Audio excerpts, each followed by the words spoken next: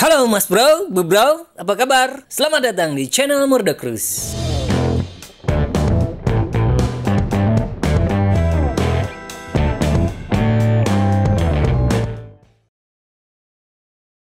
Ketika Be Quiet Pure Base 500 udah positif banget buat sebuah casing mid tower, maka Pure Base 500 deck bakal nyempurnain apa yang nggak bisa ditawarin Pure Base 500 standar. Tentu aja, cooling makin dingin, port I/O yang lebih lengkap, dan estetika makin berwibawa. Penasaran? Pantengin terus video ini.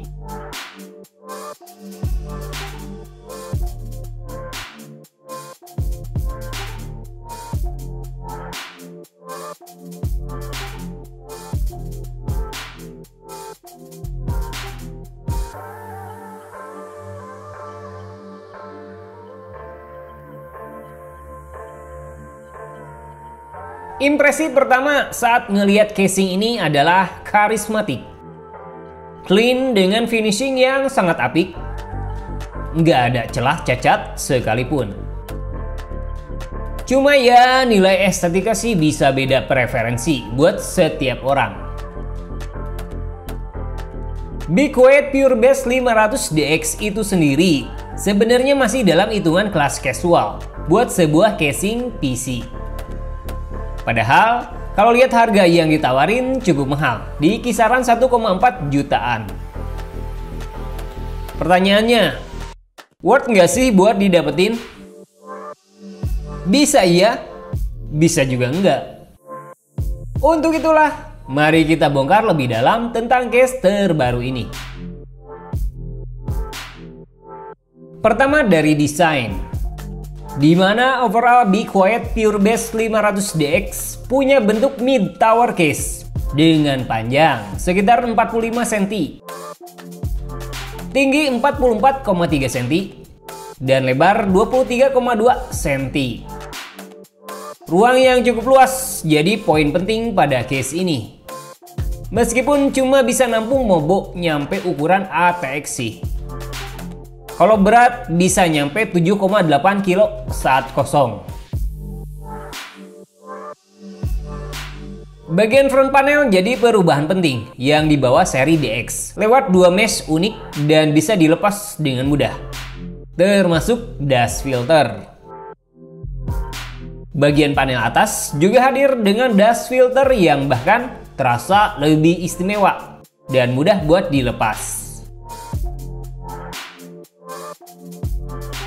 Bagian samping kanan hadir dengan opsi kaca temper dan bisa ideal buat show off komponen PC bagian dalam.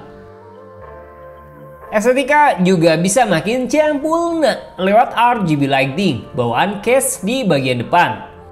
Bahkan bisa sinkron pakai software lighting motherboard maupun pengontrol ARGB.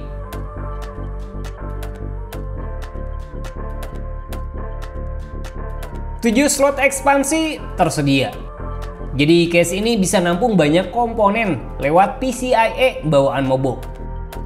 Cuma nggak dukung VGA secara vertikal aja sih. Nah, kemudahan juga berlaku, di mana beberapa komponen penting case bisa dibongkar dengan mudah.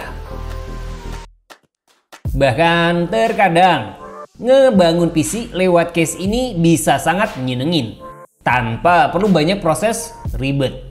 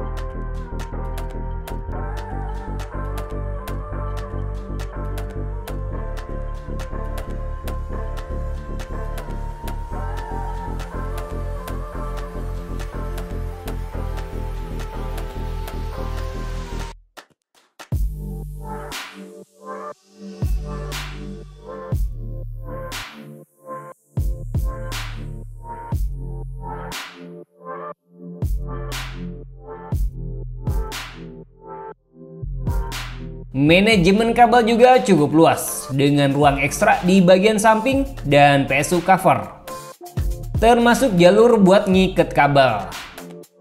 Meskipun bukan yang terbaik sih dan masih perlu proses ekstra buat ngatur, apalagi jika pakai PSU dengan kabel tetap. Idealnya sih pakai modular, di mana kabel bisa disesuaikan dengan kebutuhan.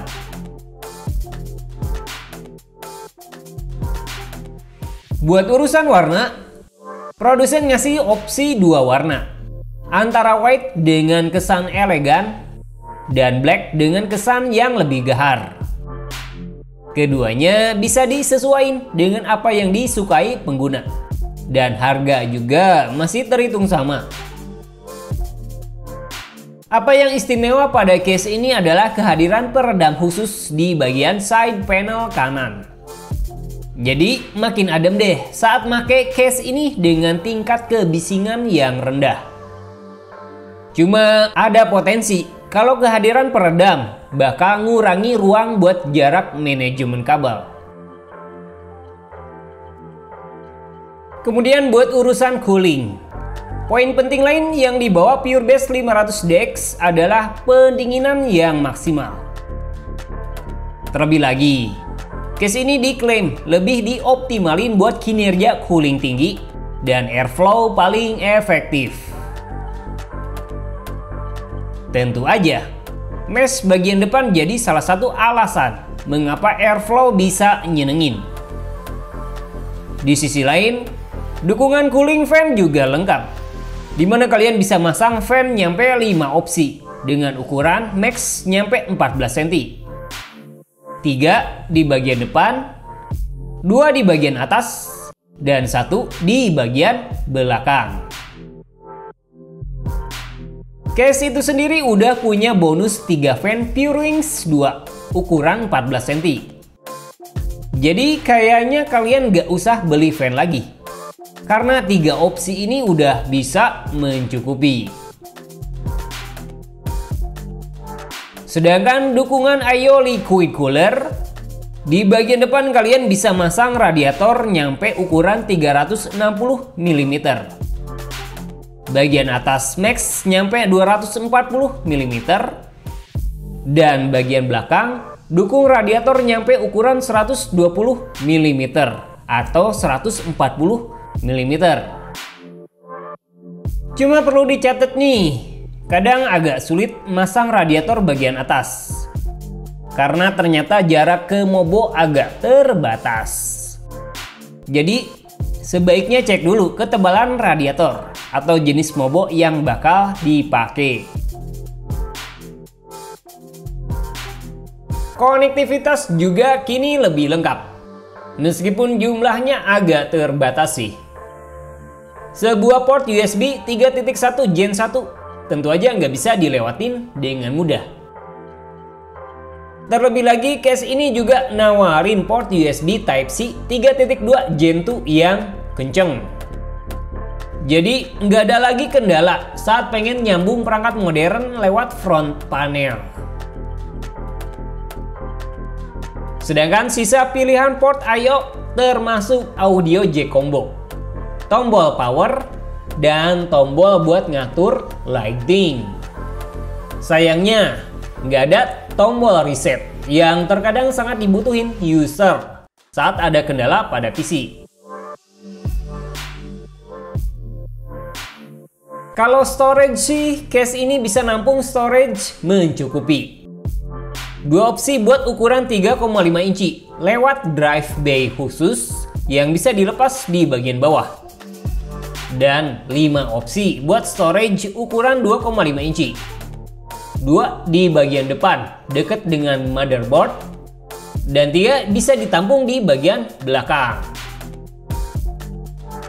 By the way, tempat storage semuanya bisa dilepas, entah itu drive bay maupun bracket buat nyimpen SSD.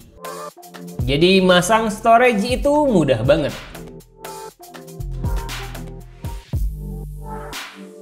Sejauh ini cukup nyenengin dengan apa yang bisa ditawarin di Quiet PureBase 500DX. Meskipun kalian juga perlu tahu sisi kompabilitasnya sih. Pertama, dukungan VGA yang bisa ditampung case ini max nyampe 36 cm. PSU nyampe 25 cm. Dan ketinggian CPU cooler max nyampe 19 cm. Luas banget. Jadi setidaknya kalian gak usah khawatir saat akan nampung komponen high-end yang ekstra luas. Meskipun ketebalan kartu grafis ngaruh juga sih.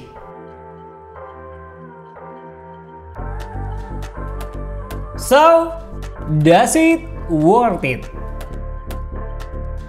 Be Quiet PureBase 500DX overall layak dan bisa banget jadi rekomendasi casing PC dengan beberapa poin penting, datang dari cooling yang maksimal, estetika menawan, konektivitas lengkap, dan ruang yang cukup luas buat nampung banyak komponen high-end.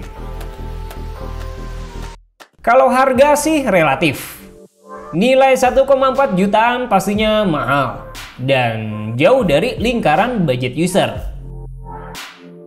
Cuma sepadan dengan apa yang bisa ditawarin case ini.